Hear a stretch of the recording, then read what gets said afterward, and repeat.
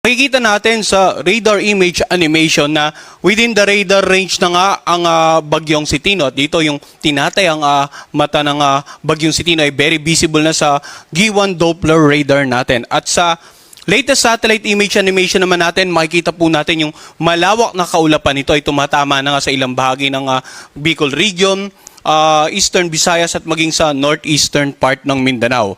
Kanina alas 10 ng umaga, ang bagyong Sitino or typhoon na Sitino ay tinatayang nasa layo na lamang na 285 kilometers. East-southeast ng G1 Eastern Samar. Taglay nito ang lakas ng hangin na umabot hanggang 120 kilometers per hour malapit sa gitna nito. At ang pagbugso naman ay aabot hanggang 150 kilometers per hour. Sa kasalukuyan, kumikilos ito sa direksyong west-southwest sa bilis na 25 kilometers per hour. So, yung ilang bahagi nga nakabikulan, Eastern Visayas at northeastern part ng Mindanao ay posibleng nakakaranas na ng maulap na kalangitan at mga pag-ulan. Samantala, sa ilang bahagi naman nating bansa, patuloy ngang umiral yung amihan at yung shear line dito sa eastern section ng Central at ng Southern Luzon.